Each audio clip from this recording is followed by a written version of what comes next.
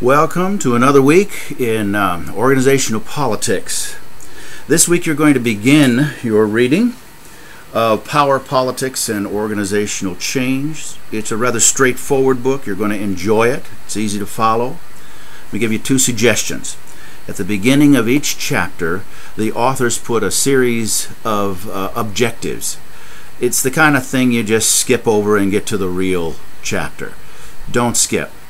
Take a moment and just underline, highlight what are the key terms and ideas that they're presenting in the objectives, and it will give you a set of glasses to read the chapter. It will be easier to read the chapter if you just take a minute or two to digest those objectives. And at the close of each chapter, they have wonderful assessments. Take them, use them. You will like them. And it helps you to connect the ideas to what's going on in your organization or your ministry. You'll also continue to work with Survival of the Savvy. This week you really get into the toolbox. A good carpenter has a lot of tools in the box, but the key, of course, is to select the right tool and know how to use it for the right purpose. And you're going to find this useful. I really like the stuff they've got on self-talk, because that is a big piece of what's going on in politics. Now, you only really understand it, what's in either of these books, when you see it in your own organization or ministry or business. So take a moment as you read and just think, where have I seen this? Where have I watched this happen? Where has it happened to me? When you can connect it to what's going on, then you begin to really understand it. You'll also be reading my lecture, which I think you're going to find very, very practical. I deal with three issues.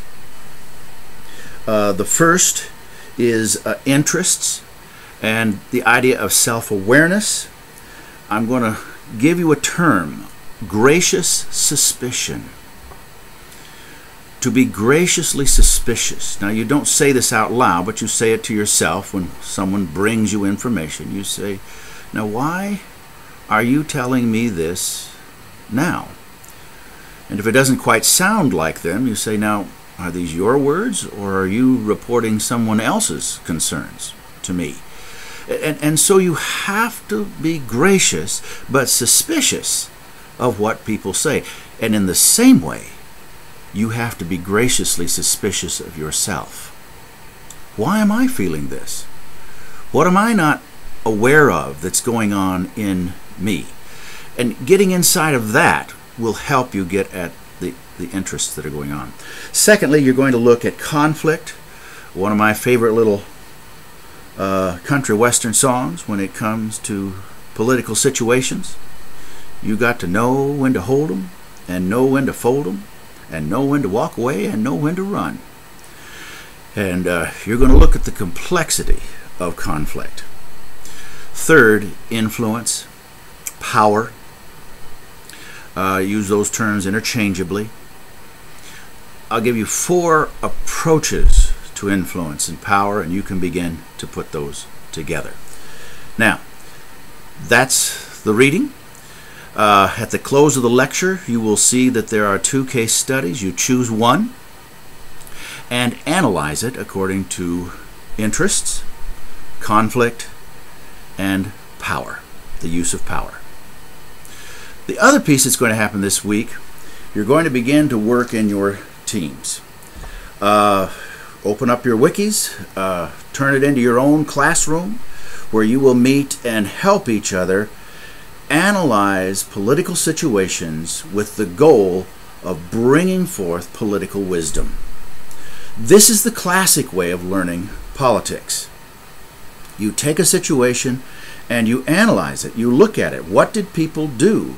What might they have done? Why did they do it that way? What can we learn from this? This is the way Machiavelli did politics. This is the way others have been, the great political analysts have done it. across the centuries. You're going to learn to do the same.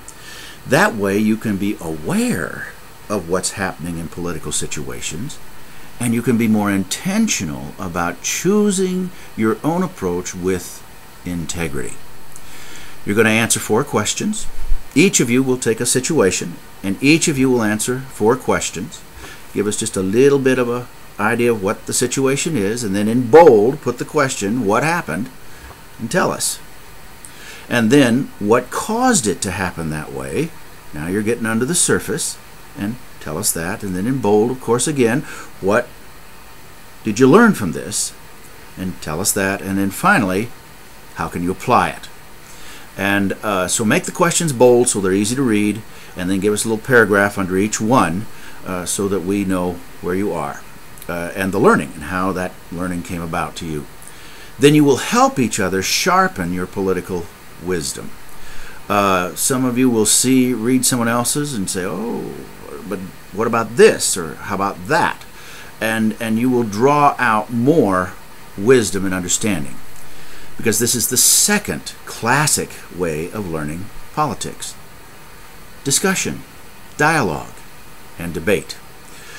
So you'll be doing both, analyzing situations and discussing and dialoguing about them together. It's going to be a great week, and I am looking forward to reading your material.